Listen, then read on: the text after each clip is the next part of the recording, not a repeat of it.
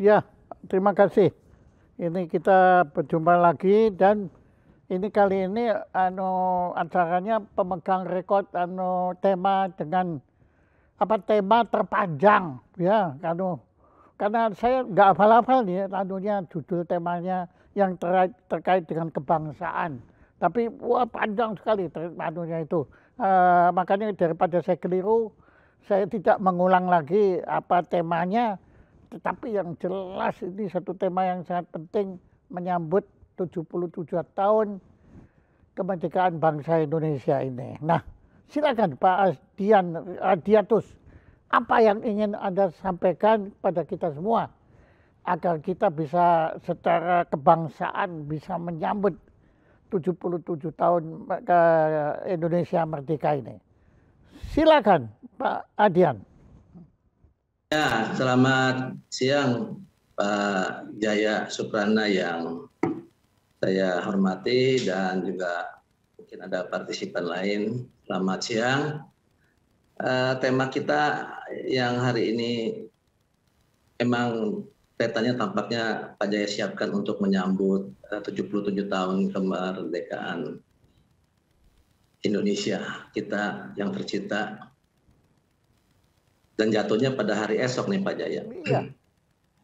Tema kita melihat kesetaraan semangat kebangsaan Indonesia kini dan masa depan penerus bangsa dan negara tercinta. Ya tentunya ini ada dua aspek tema ya Pak Jaya ya. Kalau kita lihat, pertama adalah bagaimana kita melihat kesetaraan semangat kebangsaan Indonesia saat ini. Pertama-tama tentu kita harus garis bawahi bahwa kebangsaan itu adalah sebuah sikap semangat rasa karsa menjaga kehormatan atas kebesaran suatu bangsa dan dalam hal ini adalah bangsa kita Indonesia. Jadi menjadi sangat penting adalah rasa kebanggaan itu merupakan pijakan yang mendasar dalam kehidupan berbangsa dan bernegara dari sebuah kultur masyarakat di dalam batinnya. Dan kultur di Indonesia adalah sangat majemuk. Jadi Pak Jaya, kiranya dalam kesempatan ini kita akan melihat sebenarnya kepentingan daripada rasa kebangsaan kita ini saat ini, apakah memang perlu direview, perlu disadarkan, diingatkan kembali, atau memang rasa kebangsaan ini sudah seperti ini gitu. Nah baiklah, saya kira saya akan memberi sedikit pandangan bahwa ketika semangat kebangsaan ini hanyut dalam hal-hal materialistis yang menimbulkan ketimpangan antara kaya dan miskin, maka semangat itu dirasakan tak lagi terdepan ketika dalam menjawab atau mengatasi permasalahan bangsa oleh para pemimpin-pemimpin. Rakyat tidak memiliki nilai-nilai aspiratif, rasa keadilan dan rasa dilindungi lahir dan batin. Nah dalam konteks ini mungkin saya sampaikan seperti itu Pak Jaya, bahwa kenapa kita harus mereview semangat kebangsaan Indonesia kini, kesetaraannya. Karena kalau kita lihat pada beberapa strata kehidupan, rasa kebangsaan ini kan bisa hadir kalau dia ada kebersamaan sebagai anak bangsa. Nah kalau kita bilang secara tampilan, tentu kita bisa lihat contoh misalnya ya, esok nih kita lihat upacara bendera. Nah itu ada di dalam tahap rasa kebangsaan itu seperti muncul saat kita menyanyikan Indonesia Raya. Nah itu tampak sekali kita ada rasa kebangsaan. Kemudian kita bersama-sama misalnya menolak satu pengakuan oleh negara lain atas budaya kita. Nah itu juga salah satu munculnya rasa kebangsaan kita. Kemudian nih Pak Jaya, kita punya batik nasional. Setiap saat pakai batik, rasanya rasa kebangsaan kita hadir gitu. Walaupun setelah pakai kita tentu beraktivitas seperti biasa. Nah, rasa kebangsaan ini sekarang bagaimana masa kini? Kalau kita lihat perspektif saat ini, yang menjadi kendala daripada kebangsaan kita ini dapat bersinergi antara berbagai komponen masyarakat yang terlibat di dalam membangun negeri ini adalah bahwa bagaimanapun juga kebangsaan itu akan melihat kepada para pemimpin. Tetapi pemimpin ini tentu bukan hanya kita bicara presiden, bukan. Tapi pemimpin adalah pada kapasitasnya masing-masing. Misalnya presiden memimpin di istana negara. Artinya presiden mengurus negara. Kemudian gubernur atau wali kota di balai kota. Artinya mengurus kotanya. Dan sebagainya dan seterusnya. Tingkat-tingkat lainnya. Ini semua kepemimpinan. Kepemimpinan di kementerian juga. Tergantung menterinya. Nah, disitulah dia akan membangun kebangsaan sesuai tugasnya. Kebangsaan ini menjadi penting karena kita lihat akhir-akhir ini seringkali timbul rasa ketidakadilan di banyak aspek. Hukum seringkali kita dengar tajam ke bawah, tumpul ke atas. Kemudian hal-hal yang menyangkut rasa keadilan di bidang apa yang menjadi aspiratif masyarakat selalu terkendala oleh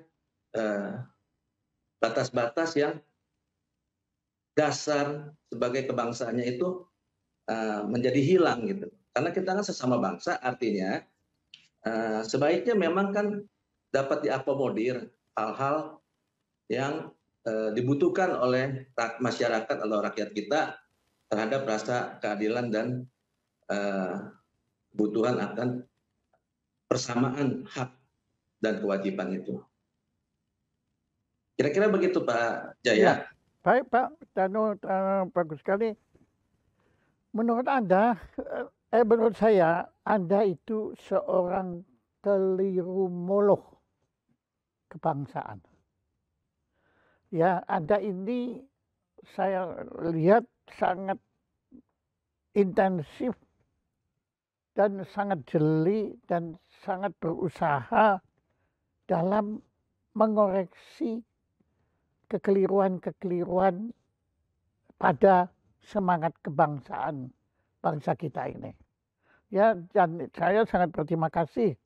Dengan demikian Anda berusaha meluruskan kekeliruan-kekeliruan yang terjadi pada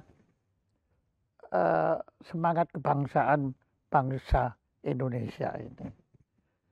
Dan tadi Anda memang menyebutkan bahwa sebetulnya apa yang Anda ungkapkan tadi itu pada umumnya itu menyangkut hal-hal yang terkandung di dalam sila kemanusiaan yang adil dan beradab, tetapi terutama keadilan sosial untuk seluruh rakyat Indonesia. Di mana kata seluruh itu pada saat ini kita lihat, dan saya kira tidak ada yang bisa membantah bahwa yang ada pada saat ini adalah keadilan sosial untuk sebagian rakyat Indonesia. Bahkan dapat dikatakan sebagian kecil rakyat Indonesia. Di mana yang beruntung yaitu memperoleh keadilan sosial itu adalah justru kita-kita berdua ini. Ya, kita nggak bisa menyangkal Anda dan saya itu menikmati nikmatnya kenikmatan kemerdekaan bangsa Indonesia. Minimal saya nggak menyangkal, tapi saya yakin Bapak juga. Ya, karena Bapak dapat sudah masuk ke dalam masyarakat adil dan makmur, Bapak sudah masuk. Saya juga. Ya, jadi saya sangat bersyukur untuk itu. Tetapi kita tahu Bapak, belum seluruh warga Ya, Indonesia seberuntung kita. Nah, monggo silakan. Sekarang tolong Anda kembangkan apa sedikit apa kajian yang tadi saya lakukan terhadap kelirumologi semangat kebangsaan Anda. Silakan. ya Pak Jaya, konteks kerilmologi nanti saya mungkin harus lebih dalam lagi belajar dengan Pak Jaya. Tapi intinya adalah bahwa bicara tentang sebab-sebab daripada menurunnya rasa kebangsaan dan bagaimana kebangsaan itu kemudian bisa menjadi pudar. Kemudian lagi yang paling berbahaya adalah bahwa pudarnya suatu rasa kebangsaan tentu akan berefek kepada tidak lagi rasa memiliki. Kita lihat ada contoh-contoh di beberapa negara di mana negara-negara itu menjadi terpecah belah, dan kalau kita mau lihat dimensi mendasarnya, tentu karena ini ada hilangnya rasa kebangsaan yang kuat di antara mereka, sehingga mereka lebih berpilih untuk berkelompok memecahkan diri dari negara-negara yang seharusnya bersatu kebangsaannya. Nah, oleh karena Pak Jaya juga menyinggung tentang sila keadilan kemanusiaan yang adil dan beradab, saya rasa karena tidak ada masalah-masalah terhadap persoalan hukum atau lainnya, rasa adil itu tentu kita masih merasa biasa saja. Tapi kalau kita melihat mereka-mereka yang bermasalah di dalam kasus hukum, yang mempunyai suara-suara kritis, saat ini menjadi keprihatinan karena harus berhadapan dengan hal-hal yang sifatnya cenderung tidak dirasakan adanya keadilan di situ. Nah, untuk menjadi bagaimana kesetaraan ini kemudian kesetaraan semangat kebangsaan ini kembali dapat dirasakan bersama kuat, tidak hanya di acara kemerdekaan atau di acara kita menyanyikan lagu Indonesia Raya atau lagu kebangsaan lainnya, lagu perjuangan, tetapi juga adalah kita paling penting adalah penghapusan diskriminasi di strata sosial, politik, khususnya juga ekonomi tentunya. Nah, penghapusan seperti mengatasi masalah diskriminasi ini tentu kita bersyukur tentu sudah ada perkembangan baik setelah pasca reformasi. Tapi masalah diskriminasi sekarang bukan soal terhadap warna kulit misalnya, walaupun masih kadang-kadang terjadi, tetapi diskriminasi politik, sosial, budaya, itu harus dihilangkan, harus sama-sama dialihkan kepada rasa semangat kebangsaan.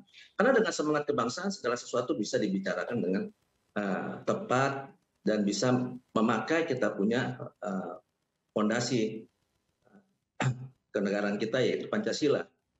Jadi oleh karena itu saya kira topik kita untuk melihat kesetaraan semangat kebangsaan Indonesia ini kita memang harus waspada, karena apalagi eskalasi politik di Indonesia ini kadang-kadang menjelang pemilu dan sebagainya, itu akan menjadi terdistorsi. Oleh karena itu saya pikir dan saya menilai kesetaraan semangat kebangsaan ini harus diraseragamkan kembali, harus diingatkan kembali, dan peranan lembaga-lembaga seperti BPIP tentunya harusnya sangat konstruktif untuk kesetaraan kebangsaan ini.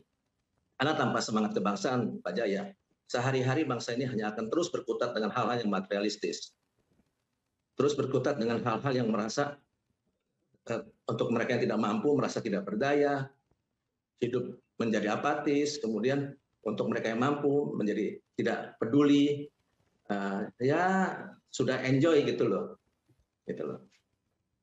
Jadi kita lihat harusnya hal-hal seperti ini jangan menjadi diabaikan oleh pihak pemerintah khususnya mungkin, dan juga kita semua sebagai komponen-komponen yang berkepentingan untuk menjaga negara dan bangsa ini dari hal-hal menurunnya semangat kebangsaan. Saya kira itu, Pak. Ya, dan saya masih ingat benar yang juga saya sedang bahas bersama beberapa tokoh Indonesia ini, yaitu saran Anda yang menurut saya bagus sekali, Karena itu syarat Anda itu tersirat di dalam sila keempat, di dalam kerakyatan yang kemudian disusul dalam kemufakatan, kemusyawarahan, yaitu sebenarnya dalam hal menghadapi hal-hal yang terkait dengan agama, kan itu satu di antara, saya nggak bilang itu satu-satunya, tapi satu di antara hal yang bisa meretakkan sila yang ketiga, yaitu persatuan Indonesia. Ya, gara-gara yang tadi Anda bilang, karena agama kan tidak cuma satu, tapi kan ada beberapa di Indonesia ini, di mana kemudian perlu disepakati dalam arti bahwa para tokoh pemuka agama itu semua duduk bersama untuk urun rembuk untuk menentukan kaidah-kaidah yang menjaga pilar-pilar persatuan Indonesia ini, terutama melalui jalur agama. Nanti nasihat Anda itu, saran Anda itu bisa dikembangkan. Pertemuan pemuka-pemuka ekonomi, pertemuan urun rembuk antara para tokoh pemuka politik, semua, bahkan kesenian. Ya, saya bicara bukan kebudayaan, kemudian itu semua kebudayaan, tapi senian itu penting juga. Ya, bahkan para tokoh pemuka linguistik. Sebab kita berkomunikasi kan dengan bahasa. Nah, kalau kita tidak sepakat mana bahasa yang benar itu yang bagaimana, kemudian ada yang tanpa sengaja mengeluarkan pengutaraan kata-kata yang kemudian menimbulkan karena tidak sesuai dengan paham yang lain, itu bisa menimbulkan friksi dan kemudian konflik dan kemudian kita kembali terpecah belah. Anda benar sekali bahwa menghadapi Pilpres 2024 ini kita harus belajar dari Pilpres yang lalu, dalam arti jangan kita ulang kekeliruan kita itu, dan yang kita sudah nggak perlu bicara lagi. Pada waktu itu suasana kan sangat buruk. Ya, Pilpres 2000 itu kan sangat buruk, di mana terjadi kekerasan serahkan pada waktu itu karena ya itu tadi, karena tidak ada kesepakatan dalam apa sebenarnya berpolitik yang benar. Itu di politik. Itu bisa terjadi di agama. Itu bisa terjadi di ekonomi. Bisa terjadi di sosial, di kesenian. Bahkan bisa terjadi di antara keluarga. Ya, kalau suami istri tidak sepakat dalam apa yang benar, wah kacau. Anak-anak juga di situ. Nah, monggo saya kembalikan ke Anda, yaitu titik tolak apa yang saya terkesan dari saran Anda yang mengharapkan para pemuka atau para tokoh yang dihormati, yang dituakan, dan itulah bagaimana itu duduk bersama untuk urun rembuk mencapai satu kesepakatan tentang apa itu yang layak diperhatikan demi menegakkan pilar-pilar kebangsaan ini. Silakan, Pak Adian. Ya, Pak Jaya, saya kira sebenarnya diskusi kita ini, pembicaraan ini sangat relevan ya, karena juga kita sudah negara kan 77 tahun merdeka, tetapi di tahun-tahun atau di akhir-akhir sekarang ini kita merasakan sejujurnya, kecuali mungkin di lembaga TNI yang memang memiliki pelatihan kebangsaan yang tinggi. Tapi bagi masyarakat, bagi masyarakat umum awam yang tergantung oleh seperti yang Pak Jaya sebutkan. Bisa Anda mikrofonnya agak lebih jelas sedikit ya. Oke. Dengar Pak? Dengar. Tadi dengar tapi kurang jelas. Nah, sekarang jelas. Oke.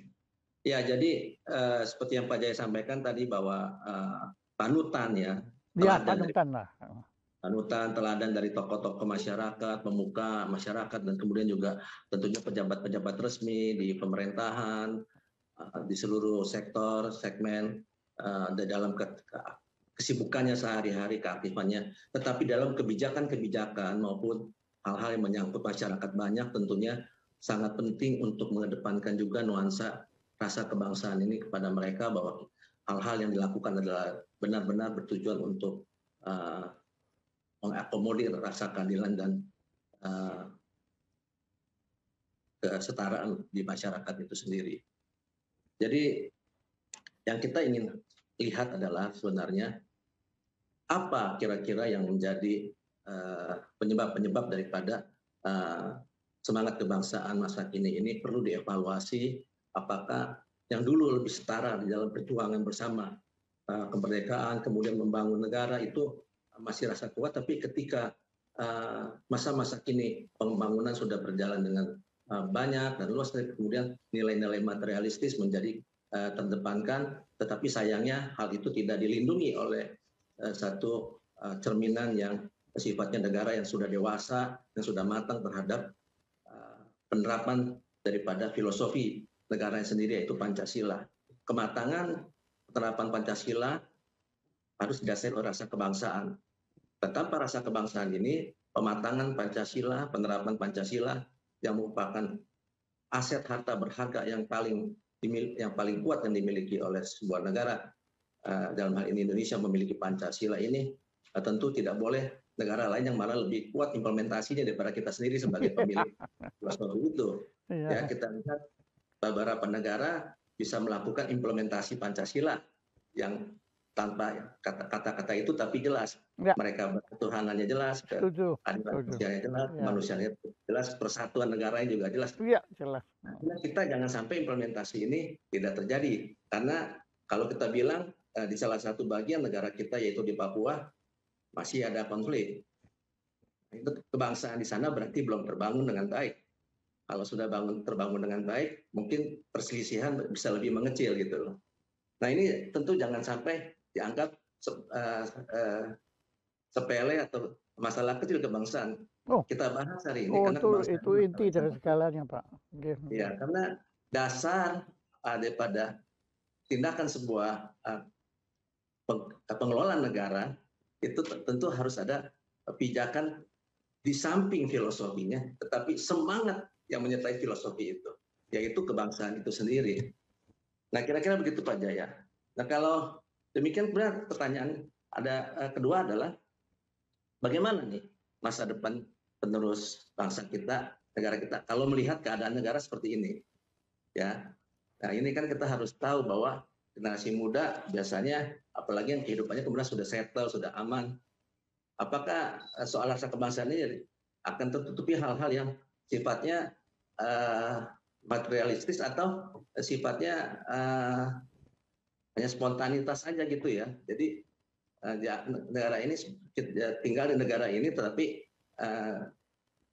hanya pada lingkupnya sendiri gitu loh. Hidupnya sudah nyaman, sudah aman, pokoknya bisa bersahabat, bisa ini, bisa berinteraksi, sudah selesai. Tapi tentunya tidak sesederhana itu. Nah, kita harap seluruh tokoh-tokoh yang akan mewarisi, para sesepuh, para ya pemimpin-pemimpin di lingkungan lah, dapat terus membangunkan semangat ini, tidak hanya karena menjelang proklamasi perayaan kemerdekaan, tapi juga di dalam implementasi aturan-aturannya. Jadi kalau misalnya di tingkat kelurahan bikin aturan untuk lingkungannya, harus ada semangat kebangsaannya, jangan sesuatu yang membuat warga tidak nyaman misalnya. Jadi itu salah satu skala kecil. Skala besarnya tentu di tingkat pusat dan daerah-daerah. Oleh karena itu, bagaimana kira-kira masa depan penerus bangsa terhadap semangat kebangsaan ini? Saya kira masalah ini harus diterapkan di dalam pendidikan dan budaya yang sejak dini harus kembali diterapkan. pemahaman pengejawantahan daripada Pancasila harus didasari pada mendidik anak-anak, generasi muda, bahwa pentingnya menjaga negara ini adalah dengan semangat kebangsaan. Kalau semangat materialistis akan hilang. Kalau semangat kemudian kapitalis dan sebagainya, tentu itu akan semakin lenyap. Oleh karena itu, semangat kebangsaan Indonesia yang diimplementasikan dengan bagaimana cinta negara ini sebagai bukti bahwa itu ada gitu dilakukan. Bagaimana cara melakukan bukti bahwa kebangsaan kita, cinta kita kepada negara itu apa saja? Misalnya dalam pendidikan harus diajarkan bahwa nomor satu, negara kita tidak merestui dan sama sekali tidak membolehkan adanya perbuatan yang bersifat koruptif. Jadi korupsi itu musuh nomor satu bangsa. Nah, dari situ baru kita kemudian bisa meningkatkan pada hal-hal yang lain. Selain korupsi, ya tentunya KKN lah.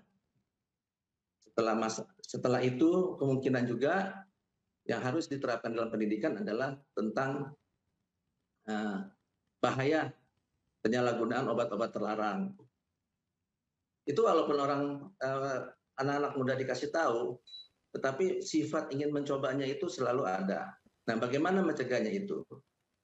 Oleh karena itu, bangunlah semangat kebangsaan dari masa dini. Kalau masa dini nilai kebangsaannya kuat, dia harus tahu jadi mana yang bermanfaat dan mana yang baik atau tidak baik bagi kehidupan dirinya dan bangsanya sendiri. Saya kira itu Pak Jaya yang saya lempar dulu ke forum untuk diketahui bahwa masa depan penerus bangsa dan negara tercinta terkait dengan semangat kebangsaan tidak kurang daripada adanya warisan atau legasi daripada rasa kebangsaan yang ada di dalam yang ditunjukkan oleh tokoh-tokoh para pemimpin bangsa saat ini untuk kedepannya. Kalau ini sekarang masa ini pudar, tidak ada dalam penerapan pendidikan atau budaya dan sebagainya, tentu akan menjadi bias kedepannya. Akan menjadi hal-hal yang semakin egoisme yang tinggi dari masing-masing individu bangsa kita. Akhirnya negara kita hanya sebagai tempat untuk bersama, tetapi hanya untuk ya katakan hanya untuk menjalani kehidupan, tidak dalam konteks sebagai bagian bangsa yang harus mengharumkan nama bangsanya ketika berhadapan dengan bangsa lain. Itu Pak. Oke, Bapak. Saya tadi menyimak apa yang Anda utarakan. Terutama ada kata kunci Anda tadi untuk masa depan adalah pendidikan. Dan saya setuju sekali. Tadi Anda juga utarakan satu lembaga kepemerintahan di Indonesia ini atau lembaga negara lah itu yang paling memperhatikan pendidikan semangat kebangsaan itu TNI. Itu benar sekali Pak. Waktu itu saya di Cornell itu diskusi dengan beberapa tokoh di sana, tokoh Indonesianis, ya, mereka menyatakan bahwa lembaga terbaik yang ada di Indonesia itu TNI. Karena di situ benar-benar dididik tentang kebangsaan itu bahkan dipaksakan, bukan lagi dididik ya, itu menjadi kewajiban mereka bagi darah daging TNI. Nah, dan Anda tadi menyatakan pendidikan. Secara kebetulan sebelum berjumpa dengan Anda ini, saya berjumpa dengan tokoh lain, yaitu tokoh TNI yang sangat kita hormati bersama, yaitu Bapak Tri Sutrisno. Dan seperti Anda ketahui, beliau kebetulan sekarang duduk di BPIP.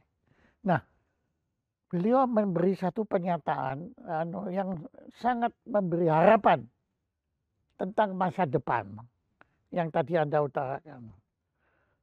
menurut beliau BPIP sudah meyakinkan Kementerian Pendidikan dan Kebudayaan untuk minimal mulai tahun depan itu kurikulum Pancasila wajib masuk di dalam mata pelajaran pendidikan bangsa Indonesia ini. Tentunya yang dimaksud ada pendidikan mulai dari SD, bahkan PAUD. Kalau perlu pada waktu belajar itu anak sambil bermain juga sudah mulai dengan dikenalkan dengan dasar-dasar Pancasila itu, karena Pancasila ini harus diakui dia adalah perekat utama untuk tadi semangat kebangsaan untuk persatuan Indonesia. Tadi maka tidak percuma bahwa persatuan Indonesia diletakkan di tengah-tengah 5. Jadi itu poros Pancasila itu ada di dalam persatuan Indonesia. Jangan bicara ketuhanan yang Maha Esa, jangan bicara kemanusiaan adil dan beradab, jangan bicara kerakyatan, jangan bicara keadilan kalau nggak ada persatuan Indonesianya. Ya itu sudahlah, itu serta merta sudah mustahil semua dan muskil. Maka saya terima kasih sekali Pak Adian, Anda itu sebetulnya tanpa berjumpa dengan Pak Tri Sutrisno, Anda itu sudah memiliki cita-cita yang sama.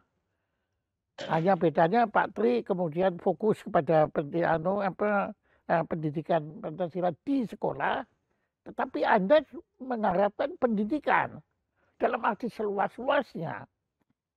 Ya, dan pendidikan itu kan Anda tahu, kalau Ki Hajar Dewantara kan mengajarkan bahwa kalau yang di sekolah itu bukan pendidikan, di sekolah itu pengajaran. Pendidikan itu di masyarakat. Ya. Ya. Terima kasih Pak Adian. Nah, Anda ada yang belum saya tanyakan, tapi menurut Anda menurut Anda perlu diutarakan sebagai gong terhadap ini, kan ini kayak karawitan gitu kan, ini neng nong neng go. Lah tentu kan berakhir ada gongnya. Nah, gong itu monggo. Ya Pak, sebenarnya konteks kebangsaan yang dimiliki oleh bangsa kita itu memiliki banyak kekayaan, sumber-sumber kekayaannya terhadap nilai-nilai spiritual kebangsaan kita ini ya. Saya katakan nilai-nilai spiritual kebangsaan kita. Di antaranya tentu adalah aspek budaya kita sendiri gitu, dari masyarakat masa etnik yang begitu banyak yang bertebaran di Nusantara, ratusan kultur, dan tentunya ini tentu sebenarnya dapat menjadi aset untuk menjadi dasar tetap memelihara semangat kebangsaan itu. Samping itu juga mungkin selain budaya, kemudian juga kultur kuliner, itu pun juga ada faktor yang penting di dalam mempersatukan rasa kebangsaan ini. Hanya masalahnya tentu kalau semua aspek-aspek yang dimiliki oleh bangsa kita dari sisi budaya dan begitu banyak ragamnya, tetapi tidak diimplementasikan di dalam kebijakan politik, kebijakan ekonomi, sosial, dan bahkan budaya itu sendiri. Dengan semangat kebangsaan ini, tetapi lebih kepada semangat komersil atau semangat keekonomian semata, sehingga melupakan bahwa tugas daripada mengurus negara atau membangun negara adalah membuat rasa kebangsaan bangsanya ini tetap kuat, bersinergi, menjadi satu sumber energi spiritual, semangat yang dapat kita lihat dari tunjukkan di negara-negara yang sudah maju, yang besar. Kita lihat kenapa misalnya walaupun tingkat ekonomi tinggi dan kemudian kehidupannya cukup sangat makmur rakyatnya seperti Korea, Jepang, kemudian sekarang China, tetapi yang kuat dari mereka sebenarnya bukan hanya soal membangun hal-hal seperti itu, tapi ada rasa kebangsaan yang tinggi. Kita bisa lihat di Jepang mana tentang budayanya, kesantunannya, kemudian tentang etika-etika kehidupan di sana antara peranan wanita dan pria. Semua itu masih bertahan. Dan itu sebenarnya adalah kebangsaan. Jadi bila sebuah pemerintahan dapat meletakkan dalam jiwa sehari-hari, dalam batinnya adalah pekerjaan ini adalah untuk semangat kebangsaan bersama, maka tentu kebijakan-kebijakan itu tidak merugikan rakyat, masyarakat, dan dapat menjadi satu nyala api besar bagi rakyat ini bersemangat membangun negeri ini tanpa rasa-rasa khawatir atau apatis atau pesimis, tetapi positif, karena kalau dia dikatakan di satu daerah, pada saat dia tanam padi, dia tahu padi ini untuk bangsanya. Pada saat dia tanam apa, dia tahu ini untuk bangsanya. Begitupun di pusat-pusat pemerintahan. Kalau dia bilang, kalau dia bikin kebijaksanaan, pasti kebijaksanaan itu adalah untuk bangsanya. Kalau dia buat satu hal yang baik, positif, pasti itu untuk bangsanya. Para seniman membuat seni-seni sesuai dengan kemampuannya untuk semangat kebangsaannya. Kalau semua bisa seperti itu, saya yakin rakyat tidak ada yang malas lagi, tidak ada yang kelihatannya apatis. Tapi kalau setiap dia panen, kemudian dia hanya bisa hanya mengukur harinya, mengukur hari-harinya setelah dijual, kemudian panen hanya untuk kehidupan. Tentu ini rutinitas yang tidak akan berkembang. Tapi kalau setiap semangat kebangsaan ini ditaburkan, kembali diingatkan kepada seluruh komponen masyarakat dari tingkat seluruh pemangku kekuasaan, pejabat, hingga ke rakyat sendiri. Tadi saya katakan, kalau kita pengusaha buka toko, dia tahu tokonya ini adalah menjual barang untuk bangsanya, untuk kemajuan negerinya. Semangat-semangat seperti ini harus dikembangkan.